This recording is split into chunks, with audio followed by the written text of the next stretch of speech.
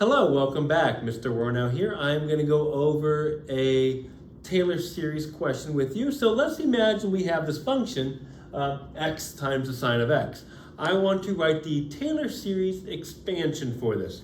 Now, for the purpose of this question, we're going to make the center c equal to 0. And the center just says, near 0, we want to write a polynomial function that looks exactly like the sine of x. So this is a Maclaurin, so we do have a few little shortcuts for us on this.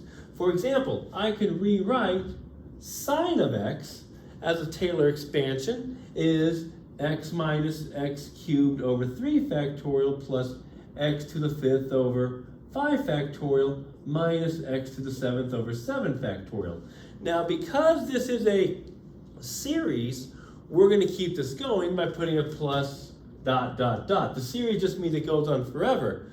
Also, I'm going to go ahead and write the general term for this one. And to do that, we're going to go plus the general term. This is alternating, so to show that it's alternating, we get this -1 to the n right here. Now, what you want to guarantee that it alternates, like this is my, when we write a series where n is basically kind of like our term number, like we always start with n equals 0. So when n is 0, I should get a positive number. And I do that right here. If I let n be 1, I should get a negative number. So I should get a minus, which I do here. So this -1 to the n does satisfy that. Next, they all have this x cubed, x to the 5th, x to the 7th. So it's all x to something. Now, this is obviously an odd number, so we're going to get this to the 2n plus 1. That's how we generate an odd number right there. And this is going to be over 2n plus 1 factorial. All the odds, 2n plus 1 factorial. And then again, I'm going to go put a plus dot dot dot at the end, just to make sure we have all those terms for us. So this is my expansion for sine of x with the general term. But we don't want sine of x, we want x times the sine of x. So get rid of that. So we want to multiply the sine of x by x. So to do that, we're going to get the following. Now notice we do put an equal sign here. The equal sign means these are exactly equal. If I stopped after the 7, that's called a Taylor polynomial, and that approximates. We would have to put then a squiggly there if we stopped right here. So it only approximates the value. But because it equals that value, we put an equal sign. In other words, this polynomial will act exactly, this series, will act exactly like the sine of x curve near x equals 0. That's what it says. So to get x times the sine of x, we're just going to multiply everything here by x. I get x squared minus, this becomes x to the 4th over 3 factorial plus x to the 6th over 5 factorial minus x to the 8th over 7 factorial. I just multiply each term by x. To get the general term, dot, dot, dot, I just multiply the general term by x. I keep it really simple and classy. And this becomes 2n plus 1, again over 2n plus 1, quantity factorial plus dot, dot, dot. Now notice, I just multiplied it by x. If you want to go 2x plus 2, that's cool. You can simplify that.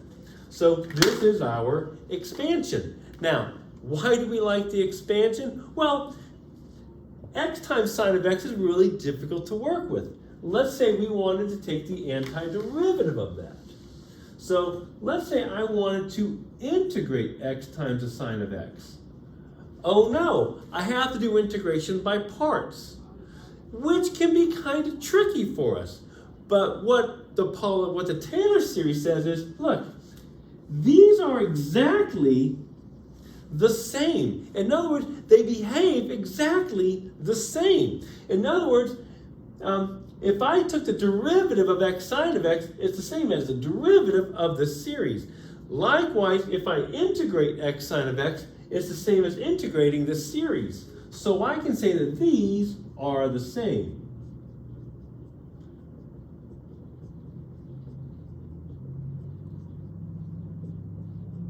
Plus dot dot dot dx. These are going to be exactly the same. And this I can integrate, and we would get the following. x cubed over 3 minus x to the 5th over 5 times 5 factorial plus x to the 7th, whoops, that should have been a 3 there, so sorry about that. That's going to make this a 3. X to the 7th over, this becomes 7 times 5 factorial minus x to the 9th over, this becomes 9 times 7 factorial plus dot, dot, dot.